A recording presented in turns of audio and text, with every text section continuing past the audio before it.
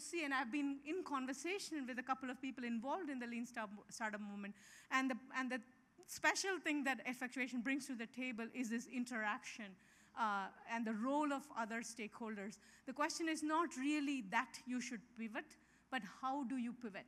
Right? It gives answer to questions like, this person is saying something, that person is saying something, that third person is saying, and they're all potential customers. Now, how do you decide? Right? So there is an answer to things like that, and there's more detailed answers to things like that in effectuation. The other thing about effectuation is because we did not set out to study technology companies, we literally have studied companies from every country, a lot of really mundane companies, and across history. So one of the cases I've been writing on is a late 19th century company from India, the Kirloskars. There are two people from India here who started out making metal plows, right? So they thought it is a brilliant idea, and they invested all the money they had in making 6 metal plows in a country where a lot of local farmers were using wooden plows, and the British were kicking our butt because they had pretty sophisticated farming technology. And they found for 2 years they could not sell the plow. This is where effectuation is really important. It's not a question that they made the plow. They made the plow, right? They thought it was an obvious opportunity, and they didn't wait for anything. But for 2 years, they could not sell. Can anyone guess why they could not sell? No? Anybody? Shall I put you on the spot? Do you know the story? The reason they could not sell was the farmers said that for thousands of years, we have been using wooden plows. We are not barbarians from the West. We do not put metal into Mother Earth, right? And so they are stuck with their entire life savings in 6 metal plows. So what would you do as an entrepreneur if you were in that position and you hear that people will not buy it, even though it will increase your productivity 10 times, not 10%, 1,000%. People are not willing to buy. What would you do? Start making meetings to show them the difference and re-educate to the new method. Absolutely. So you have to become an educator, a social reformer. They went to work with people who were fighting for Indian independence. They said, this is part of the independence movement. You really have to understand. Absolutely. Yeah, they worked with folk theater in villages, and they would put on these dramas, which would explain the importance of technology and how that is connected with, science and independence and economic independence and even the Hindu identity to some extent. Absolutely. They're not just selling plows. And this story gets repeated over and over again. Almost every speaker today has talked about Edison. In Edison's case, the story of Edison as entrepreneur is fascinating. What could be a better invention than lights? The incandescent bulb. You would think that thing will sell itself, right? Of course, there's a lot of other technologies you have to invent if you want to electrify an entire city, and there is physical risk involved, right? So you have to invent wires and dynamos and switches and people who know how to lay that and how not, and people actually died learning how to do that. But even after they had invented all the pieces of the technology to electrify entire cities, and there were 2 geniuses involved in marketing, Edison and Henry Ford. Henry Ford was working with him. And for 6 years or something, they could not break even on this. You would think this is like maybe the Indians are like weird that we'll not put metal plow into the Mother Earth or whatever, but you'd think Americans are a lot more progressive than that. But they could not sell. Can anybody guess why? By now, you should be able to guess. Shall I put you on the spot, Thais? No? All right. Well, it was almost the same thing as in India. There were priests who were preaching on Sunday from the pulpit, saying that this is the first time in human history that light has been separated from heat. Surely it must be the work of the devil. So they had to do things like have actors wear electric lights and march up and down New York streets. They had to do all kinds of, drama, literature and philosophy and poetry and, all kinds of things to sell what we take for granted, what we cannot live without.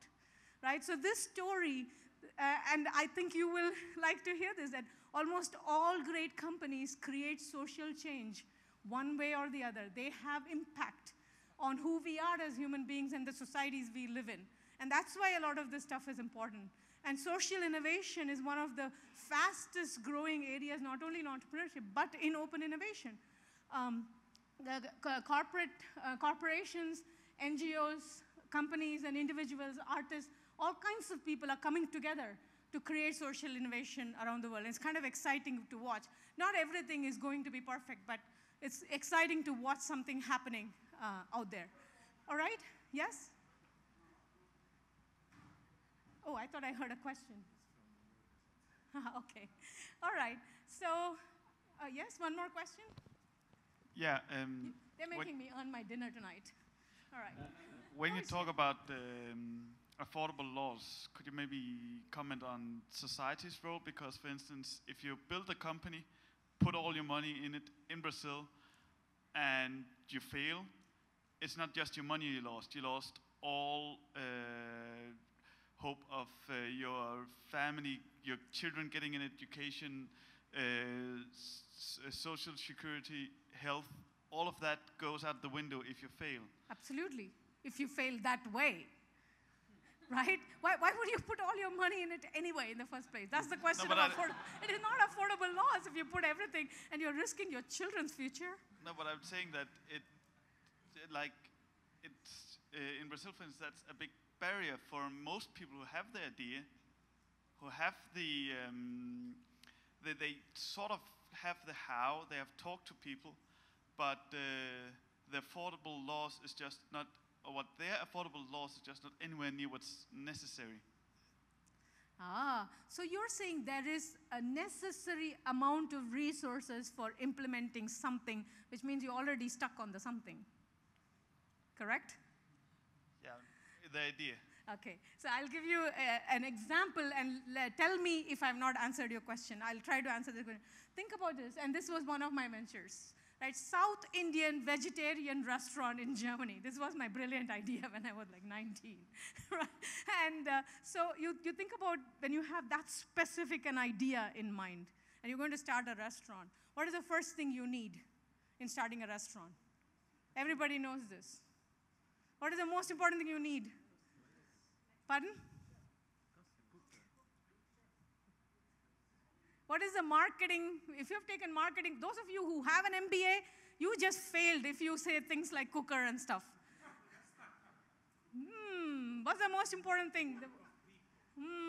You're all getting too effectual. You are drinking my Kool-Aid here. The marketing answer to that is location, location, location. Right? The most important thing for any kind of a retail business, especially for a restaurant, is location. You have to have, so you start with location, then you get to things like you want a very nice kitchen, and then you have furniture and decor, and then you have beautiful and handsome waiters and waitresses, and you have all the other things that you have to do right. And you're absolutely right. There's no way I would have the resources to do that if I am stuck on doing that. So what can I do? Cook on the street. Sure, you're pretty close. Just cook in your home. Assuming the reason you are thinking about a restaurant is that you're a good cook, right? If you love cooking and you're a good cook, you could just start by cooking. Not even on the street. Cook in your house. Invite 4 people and ask them if they're willing to pay for it. But even more important, ask them if they will introduce you to 10 other people who will pay for it.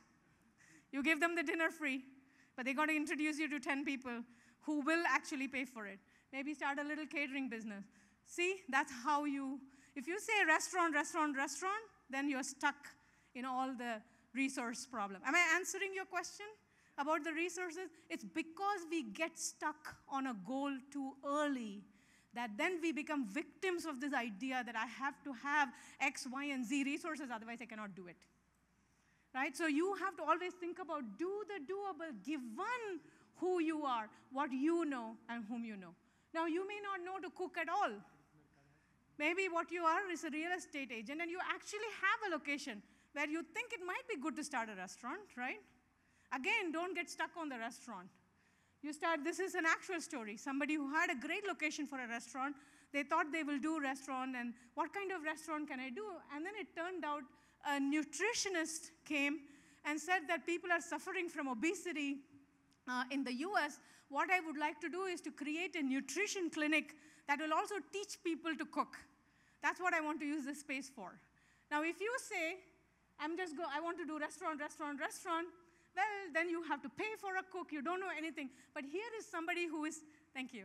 Here's somebody who is coming in and saying they have some other capability, and they're willing to use your space. So if you can sit down and strike a deal with them, you could go. You see what I'm trying to say? The whole idea of affordable loss is truly that idea that it should be affordable for you, and you have to do something with what you already have, things already within your control. If you're chasing resources, you're not doing it effectually. All right? So I'm told I have 10 minutes. So what I would like to do is to just show you that one slide on the implications for open innovation, and then I will go to the couple of quotations that I have from the different entrepreneurs and end our evening together. And if we still have a couple of minutes left at the end, I'm more than happy to answer questions, and I will be here today and tomorrow if people want to come up and talk together. All right? So let me just show you what I have. I'm clearly not an expert on this, but I'm working with a lot of people who are really interested in this space and who have gone out and done some work and given me some suggestions on these implications. So I'm going to talk about that in a second. So the first idea is to create effectual coaches, right? People who get trained in thinking effectually and acting effectually, and then working with open innovation teams.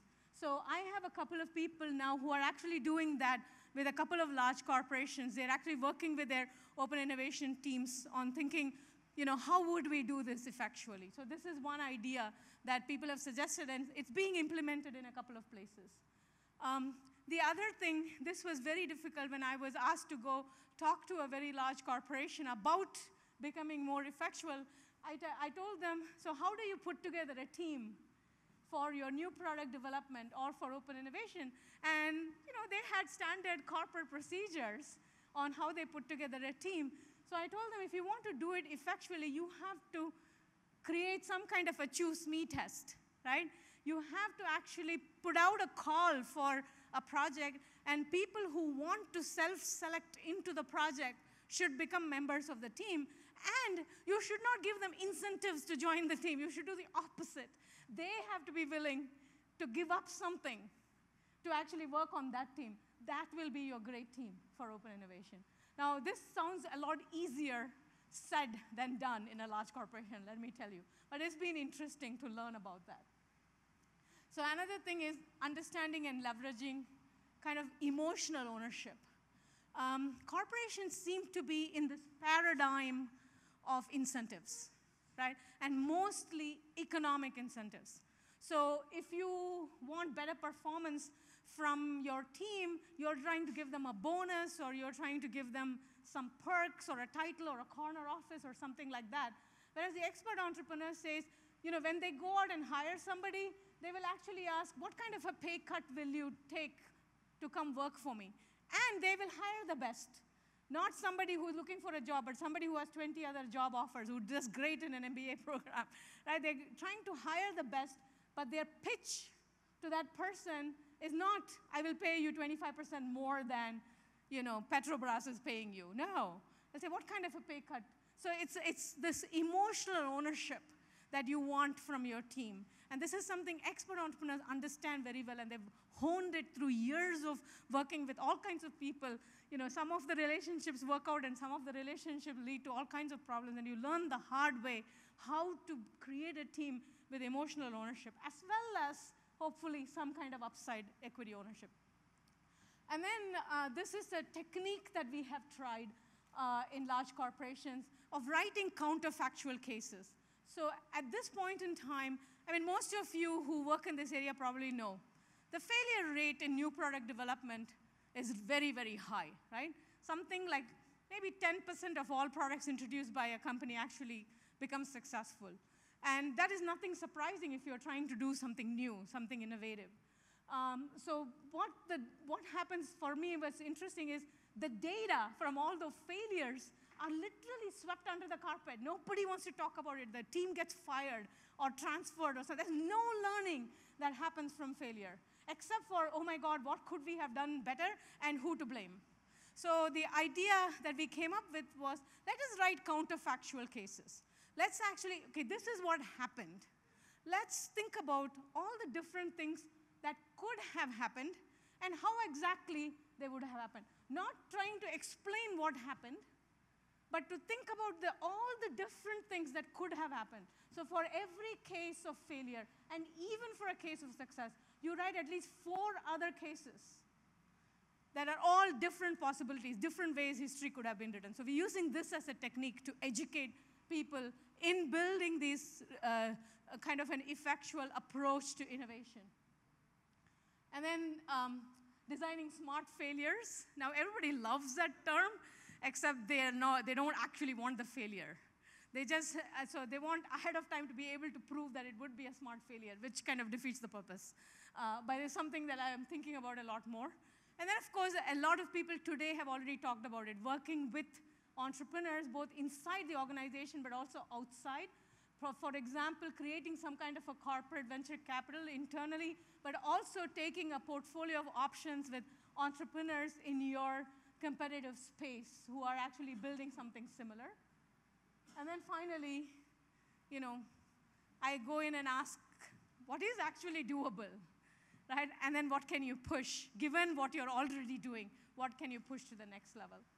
So this brings us kind of to the end of the conversation. I had questions in here, but I know we don't have time. So what I'm going to do instead is I'm going to give you 2 quotations. These are my absolute favorite quotations because these kind of tell you the entire Effectual story in a very short, just a couple of minutes in the entrepreneur's own words. The first one is a video clip. The second one is an actual quote that I'll read out for you.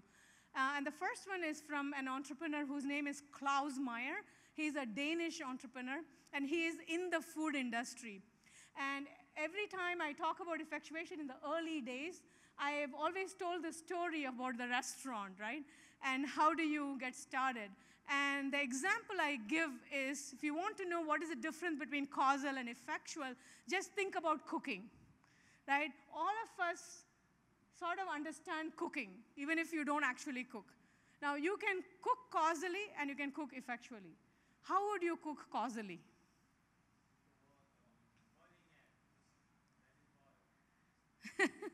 Causally, pardon? Absolutely, you start with a recipe, right? And then you get the ingredients, and then you make the dish. How do you cook effectually? Yeah, open the refrigerator, maybe go to the local market, see what is available, and you say, what can I do with this? Preferably just your refrigerator and your cupboard, whatever you have, you use, right? So I've used this example a lot in terms of trying to teach what is the difference between causal and effectual. So when Klaus Meyer came to class at Copenhagen Business School, because he's a very successful entrepreneur, he's created the Meyer Group, 9 different companies, all in the food industry in one way or other, or related to the food industry. So he comes to class and he gives a talk. And of course, he's never heard of Sarasvathy or effectuation or any of those things. But the students have read what makes entrepreneurs entrepreneurial, which I think a copy of it is given to you as well.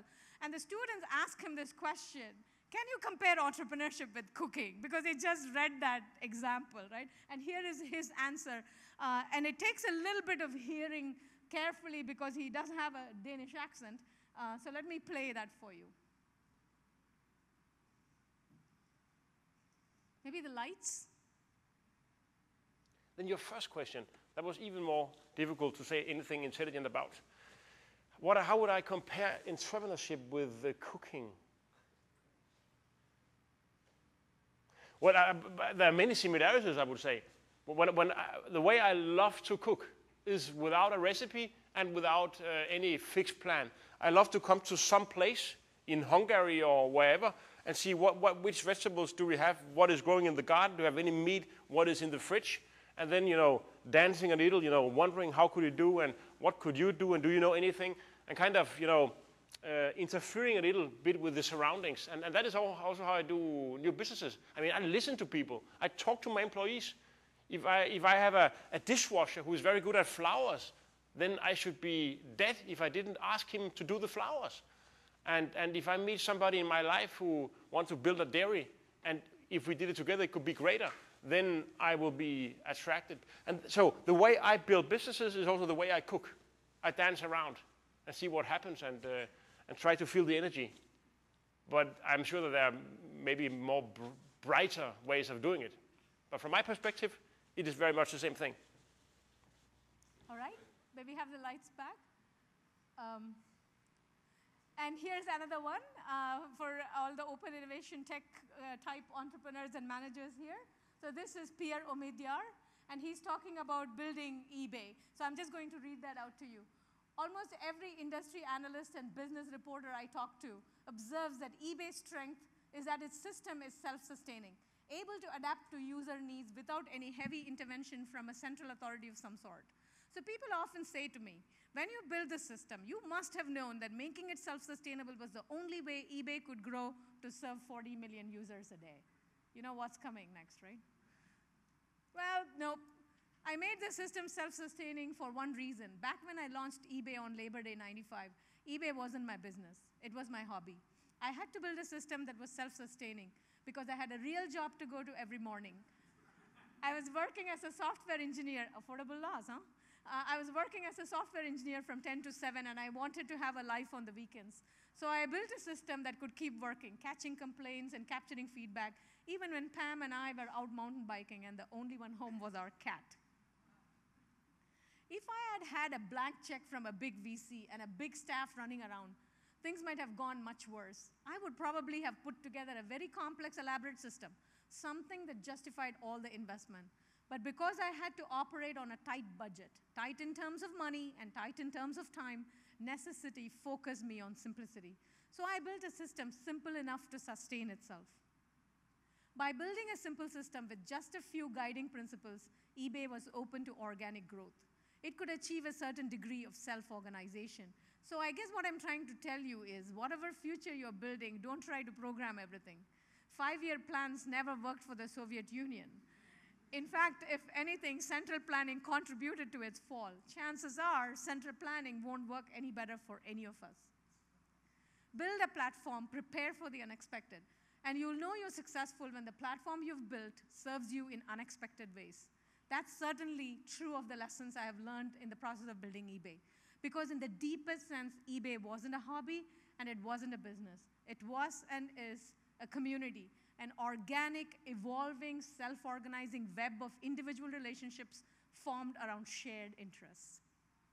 And here is a picture for you, right? The traditional way of thinking about innovation and business and new markets and highly successful radical innovation, things like that has been this jigsaw puzzle, right? So you try to find a gap in the market, and then you find the perfect piece, and then you implement it beautifully, and that is how you succeed. Whereas I like this. This is a zari quilt from India, from one of the villages. And as you can see, it's a crazy quilt, right? It doesn't have any picture or pattern. It's just a bunch of women who come together because they have baskets with patches left over from clothes they have been stitching, and they work together. And they start in the initial stages. Oops, sorry. In the initial stages, nobody knows how this is going to turn out. But after a while, you kind of know you're not going to put like bright yellow or something. So it gets constrained over time. And eventually, you end up with something. And the way the women do it, it's very, people intensive, right? They sing songs, and they curse their husbands, and they cry, and they gossip about each other and fight, and do all those kinds of things. But at the end of the day, you have something that looks beautiful, but it also is useful because it has to keep people warm. You cannot afford to do just aesthetics if you're a woman with patches of fabric in India. Although now there is a market for this as well, right? So this is much more the picture of how expert entrepreneurs actually build great ventures. For those of you who are more interested in this, as I said, there is a workshop tomorrow, but also there is an open source website.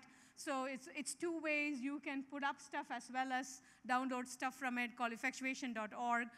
And there are about 40 researchers who are actually uploading materials, and there are about 400 instructors around the world who are not just teaching this, but developing teaching materials. So there are cases from every country and every place that you can imagine, and from all kinds of industries and so on. So feel free to go there, and also feel free to take ownership of the website and do with it what you would like as well. So with that, I'd like to thank you for your patience, and it's been a delight, and I hope to talk to some of you who want to come up and talk. Am I all right, Bruno? Thank you.